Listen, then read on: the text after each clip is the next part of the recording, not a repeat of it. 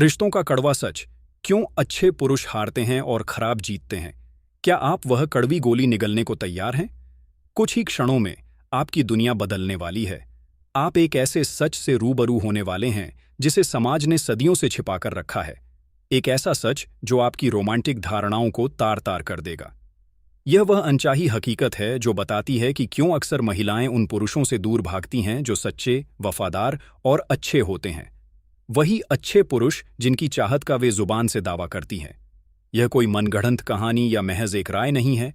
यह उस कठोर जैविक और मनोवैज्ञानिक सत्य पर आधारित है जिसे महान दार्शनिक आर्थर शोपनहावर ने सदियों पहले बेपर्दा किया था। उन्होंने स्पष्ट रूप से बताया था कि महिलाएं अक्सर उन पुरुषों की ओर खींची चली जाती हैं जो उन्हें भावनात्मक रूप से झकझोर कर रख देते हैं। वे पुरुष जो कभी स्थिर नहीं होते, जो उन्हें कभी भ्रमित करते हैं तो कभी गहरे प्यार का एहसास दिलाते हैं। यह किसी की व्यक्तिगत गलती नहीं है। यह हमारे इंसानी दिमाग की गहरी जैविक वायरिंग का एक अभिन्न हिस्सा है, एक ऐसा पैटर्न जो हमारे पूर्वजों के अस्तित्व के लिए महत्वपूर्ण था। इतिहास ऐसे अनगिनत पुरुषों की कहानियों से भरा पड़ा है जिन्होंने इस मौलिक सत्य को नजरअंदाज किया और अंततः दिल टूटने या गहरे अकेलेपन में डूब गए। वे यह मानते रहे कि अगर वे अच्छे बनेंगे, वफादार रहेंगे और निस्वार्थ प्यार देंगे तो उन्हें भी बदले में उतना ही प्यार मिलेगा। लेकिन हुआ इसका ठीक उल्टा। बार बार यह देखा गया है कि जितना अधिक कोई पुरुष खुद को समर्पित करता है, उतना ही उसकी अहमियत कम होती जाती है। यह कोई मानवीय सोच का तर्क नहीं, बल्कि एक क्रूर जैविक गणित है। एक ऐसा अटल नियम जो महिला आकर्षण को उसकी सबसे गहरी जड़ों तक नियंत्रित करता है। यह उस प्यार के पीछे का अनकहा एल्गोरिथम है जिसकी हम सब तलाश करते हैं। स्टॉकहोम सिंड्रोम और रोमांटिक रिश्तों का अनोखा रसायन। इस जैविक गणित को समझने के लिए हमें एक ऐसे चरम उदाहरण पर गौर करना होगा जो मानव मनोविज्ञान की गहराई को दर्शाता है। Stockholm syndrome. 1973 में स्टॉकहोम में एक बैंक डकैती के दौरान बंधक बनाए गए लोग कुछ ही दिनों में अपने अपहरणकर्ताओं के साथ एक अजीब भावनात्मक जुड़ाव महसूस करने लगे। यह जुड़ाव इतना गहरा था कि बंधकों में से एक महिला ने बाद में डकैत से सगाई तक कर ली। यह घटना इस बात का सबसे बड़ा प्रमाण है कि इंसान अपने ऊपर अत्याचार करने वालों से भी मानसिक और भावनात्मक लगाव बना सकता है। और ठीक यही भयावह सत्य कई बार रोमांटिक रिश्तों में भी देखने को मिलता है। 2014 के एक शोध में यह चौंकाने वाला तथ्य सामने आया कि महिलाएं उन रिश्तों में अधिक तीव्र जुनून महसूस करती हैं जहां भावनात्मक उतार चढ़ाव चरम पर होते हैं। ऐसा इसलिए होता है क्योंकि इस तरह के रिश्ते उनके दिमाग में असामान्य रूप से अधिक डोपामाइन और कोर्टिसोल, तनाव हार्मोन का स्राव करते हैं। यह हार्मोनल कॉकटेल उन्हें उस व्यक्ति के प्रति और भी अधिक आकर्षित महसूस कराता है, भले ही वह रिश्ता अस्थिर या असुरक्षित क्यों न हो। यह एक नशीले पदार्थ की तरह है। जितना अधिक उतार चढ़ाव, उतना ही अधिक रासायनिक उच्च। शोपनहावर ने इस पर टिप्पणी करते हुए कहा था कि जब कोई पुरुष बार बार अपना प्यार जताता है और खुद को पूरी तरह से समर्पित कर देता है तो महिलाएं उसकी कद्र कम करने लगती हैं। जो चीज पूरी तरह से उपलब्ध हो जाती है उसका आकर्षण स्वतः ही समाप्त हो जाता है। महिलाएं उन पुरुषों के लिए कोई वास्तविक चाहत महसूस नहीं करती जिन्हें वे पूरी तरह से समझ चुकी हों, जिनकी हर हरकत का अनुमान लगा सकती हो। क्योंकि आकर्षण की आग तभी जलती है जब उसमें थोड़ी सी रहस्य और अनिश्चितता की लौ मौजूद हो। यह उस शिकारी की तरह है जिसे आसानी से मिलने वाला शिकार बोर कर देता है। इतिहास भी हमें यही कड़वा सबक सिखाता है। प्राचीन यूनानी मिथक में ऑर्फियस अपनी पत्नी यूरिडाइस को मृत्यु के बाद पाताल लोक से वापस लाने के लिए नर्क तक की यात्रा करता है। लेकिन जैसे ही वह उसे वापस लाता है, वह एक शर्त तोड़ता है, पीछे मुड़कर देखता है और उसे हमेशा के लिए खो देता है। यहां सच्चा, निस्वार्थ प्यार दिखाने वाले को दंडित किया जाता है। वहीं दूसरी ओर क्रूर रोमन तानाशाह कैलिगुल्ला, जिसने अकल्पनीय निर्दयता से शासन किया, उसकी मौत पर रोम की महिलाएं रोईं, क्योंकि वह शक्ति और अनिश्चितता का प्रतीक था। शोपनहावर ने स्पष्ट रूप से लिखा था कि महिलाएं शक्ति को सलाम करती हैं और कमजोरी से दूर भागती है। इसलिए जो पुरुष सिर्फ अच्छा बनने की कोशिश करता है वह अंततः अकेला रह जाता है, क्योंकि वह एक मां जैसी भावना जगा देता है। और जब एक महिला आपको एक केयरटेकर या भाई की तरह देखने लगे तो रोमांटिक आकर्षण पूरी तरह से खत्म हो जाता है। आप उसके लिए सिर्फ एक सहारा बनकर रह जाते हैं, एक पार्टनर नहीं। गेम को समझना, यह नफरत नहीं, बायोलॉजी है। जब कोई पुरुष खुद को पूरी तरह से किसी महिला के सामने पेश कर देता है तो आश्चर्यजनक रूप से महिलाएं उसे अपनाने की बजाय उससे कतराने लगती हैं। ये नफरत या धोखा नहीं है, यह शुद्ध बायोलॉजी है। यह एक ऐसा खेल है जिसे समझे बिना खेलने का मतलब है हार जाना। 2012 के एक शोध में यह सामने आया कि महिलाएं कुछ ही मिनटों में यह पहचान सकती हैं कि सामने वाला व्यक्ति डार्क ट्रायड जैसे गुण रखता है, यानी थोड़ा चालाक, आत्मकेंद्रित और कभी-कभी धोखेबाज। लेकिन दिलचस्प बात यह है कि ऐसे पुरुष उन्हें ज्यादा आकर्षक लगते हैं, भले ही वे खुद यह पसंद न करती हों कि उन्हें ऐसा क्यों लगता है। और यहीं से कहानी में एक भयानक मोड़ आता है। महिलाएं ऐसे पुरुषों से प्यार नहीं करना चाहती, लेकिन खुद को रोक भी नहीं पाती। शोपनाहवर ने इसे इच्छा की त्रासदी कहा था, एक ऐसी विरोधाभासी स्थिति जहां हमारी तार्किक इच्छाएं हमारी जैविक प्रवृत्तियों के आगे बेबस हो जाती है। एक महिला कहती है कि उसे एक दयालु और ईमानदार साथी चाहिए, एक ऐसा पुरुष जिस पर वह भरोसा कर सके। लेकिन उसका दिल धड़कता है उस आदमी के लिए जो उसे भाव ही नहीं देता, जो उसे कभी हां कहता है तो कभी ना, जो पल भर साथ रहता है और फिर दूर चला जाता है। यह दोहरापन कोई पाखंड नहीं, बल्कि हमारे दिमाग की गहरी जैविक प्रोग्रामिंग है। यह एक ऐसा संघर्ष है जो चेतना और अचेतन के बीच चलता है। शक्ति की नई परिभाषा, भेड़िया नहीं, संप्रभु बनो। तो अब सवाल यह उठता है कि क्या पुरुषों को बेरहम, क्रूर या हृदयहीन बन जाना चाहिए? नहीं, बिल्कुल नहीं। इसका हल है शक्ति की परिभाषा को दोबारा समझना। शोपनाहवर ने कभी यह नहीं कहा कि इंसान को दरिंदा बन जाना चाहिए। उन्होंने कहा कि इंसान को इतना मजबूत बनना चाहिए कि उसे कोई हिला न सके। एक ऐसा पुरुष जिसे किसी की अनुमति की आवश्यकता नहीं होती, जो किसी के भावनात्मक खेल का हिस्सा नहीं बनता, जिसकी ताकत उसके भीतर से आती हो, जो अगर उसे इज्जत न मिले तो बिना बहस किए, बिना ड्रामा किए बस वहां से चला जाए, क्योंकि उसके लिए आत्मसम्मान पहली प्राथमिकता है। ऐसा आदमी अपनी जिंदगी के मिशन को महिलाओं को प्रभावित करने के लिए नहीं, बल्कि अपने बड़े मकसद के लिए जीता है। उसे अपने से ऊपर किसी महान चीज की सेवा करनी होती है, चाहे वह उसका काम हो, उसका जुनून हो या उसकी आंतरिक सच्चाई हो। शोपनाहवर ने कहा था, प्यार किसी गुण का इनाम नहीं, बल्कि प्रकृति के गणित का परिणाम है। और जब कोई पुरुष इस सच्चाई को वाकई अंदर तक महसूस करता है, तब उसके भीतर एक गहरा परिवर्तन शुरू होता है, एक ऐसा मानसिक रूपांतरण जो उसे याचक से राजा बना देता है।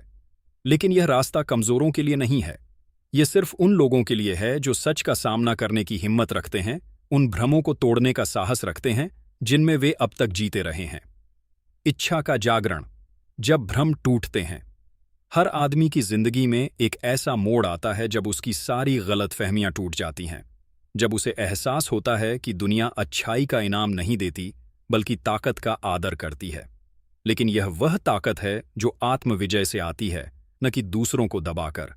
शोपनाहवर ने इस बदलाव को इच्छा का जागरण कहा, और यह सबसे खतरनाक बदलाव होता है, क्योंकि जब एक बार कोई पुरुष इस खेल को देख लेता है तो फिर उसे अनदेखा नहीं कर सकता।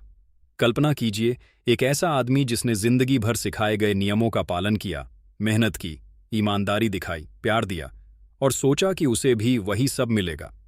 लेकिन फिर उसे दिखा कि जितना वह देता है उतना ही उससे लिया जाता है, जितना वह त्याग करता है उतना ही उसे कम आंका जाता है। और फिर एक दिन उसके अंदर कुछ टूटता है, गुस्से से नहीं बल्कि एक बेहद साफ सोच से। उसे समझ आता है कि अच्छा आदमी होना कोई खूबी नहीं है, वह तो शिकार होता है। और यह वही पल होता है जिसे पुराने दार्शनिक आत्मा के कालेपन या पुराने खुद के मरने की प्रक्रिया कहते थे। शोपनाहवर ने लिखा था, आज़ादी की पहली सीढ़ी है भ्रमों का टूटना, और पुरुषों का सबसे बड़ा भ्रम होता है कि प्यार सेवा से पाया जा सकता है। इतिहास में हमें रोमन सम्राट टाइबेरियस का उदाहरण मिलता है।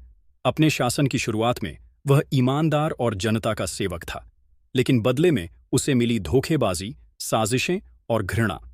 और जब उसने कैप्री द्वीप में खुद को दुनिया से अलग कर लिया और यह परवाह करनी छोड़ दी कि रोम उसे पसंद करता है या नहीं, तभी पूरी संसद उसके नाम से कांपने लगी।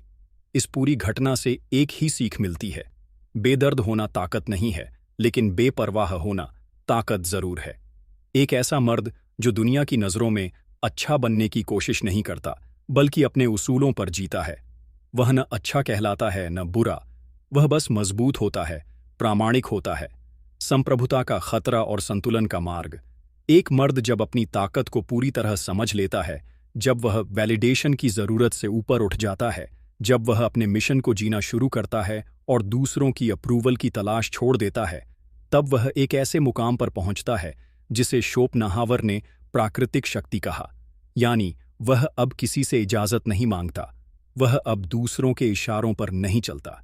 लेकिन यहीं पर एक बड़ा खतरा छिपा होता है, ऐसा खतरा जिसने राजाओं, विजेताओं और महान दार्शनिकों को भी गिराया है। क्योंकि इस मुकाम पर अब कमजोरी नहीं बल्कि अपनी ही ताकत का घमंड खतरा बनता है। इतिहास टाइबेरियस को एक दरिंदा मानता है, लेकिन बहुत कम लोग पूछते हैं कि वह ऐसा बना क्यों।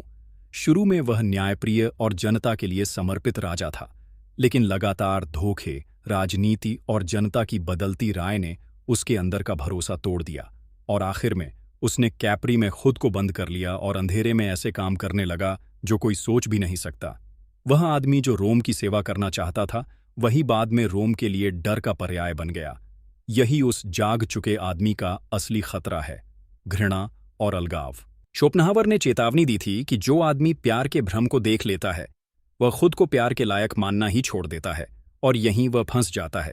क्योंकि जब एक आदमी यह मान लेता है कि हर रिश्ता सिर्फ लेन देन है, कि हर मुस्कान के पीछे कोई मतलब है और हर अच्छाई किसी स्वार्थ की वजह से है, तब वह धीरे धीरे अपने दिल के दरवाजे बंद कर देता है। लेकिन यह कोई समझदारी नहीं होती, यह एक तरह की आत्मा की मौत होती है। 2021 में पॉजिटिव साइकोलॉजी जर्नल में छपी एक रिसर्च में दिखा कि जो पुरुष जीवन में सफल तो हैं, लेकिन उनके पास गहरे और भरोसेमंद रिश्ते नहीं हैं, उनमें डिप्रेशन का स्तर ज्यादा होता है, बजाय उन पुरुषों के जो पैसे से संघर्ष कर रहे हैं लेकिन उनके पास विश्वसनीय रिश्ते हैं। इसका मतलब यह है कि अगर ताकत के साथ कोई मकसद न हो, अगर वह केवल अलगाव की ओर ले जाए, तो वह एक सोने का पिंजरा बन जाती है। सिक्योर वल्नरेबिलिटी और योद्धा का पथ। चलिए, अब मैं आपको एक सच्ची कहानी सुनाता हूं जो आप कभी नहीं भूलेंगे। 1944 में विक्टर फ्रैंकल नाम का एक युवा मनोचिकित्सक ऑशविट्ज़ यातना शिविर में पहुंचा। उसने वहां एक अजीब चीज देखी। वहां वो लोग जिंदा बचे जो सबसे ताकतवर नहीं थे, बल्कि वे थे जिन्होंने जीने की कोई वजह पकड़ ली थी। कई साल बाद फ्रैंकल ने लिखा, उत्तेजना, स्टिम्युलस और प्रतिक्रिया, रिस्पॉन्स के बीच एक खाली जगह होती है और उस जगह में हमारे पास चुनने की ताकत होती है। यही बात कई पुरुष भूल जाते हैं। हाँ, दुनिया लेन देन की है और हाँ, प्यार अक्सर शर्तों पर मिलता है। लेकिन अगर कोई आदमी वल्नरेबिलिटी यानी भावनात्मक खुलापन से ही भागने लगे, तो वह जिंदगी की सबसे कीमती चीज खो देता है, सच्चा मानवीय जुड़ाव। शोपनाहावर खुद भी इसी जाल में फंसे थे। वह एक बहुत समझदार दार्शनिक थे, लेकिन अंत में वह अकेले, कड़वाहट से भरे और इंसानियत से निराश होकर मरे।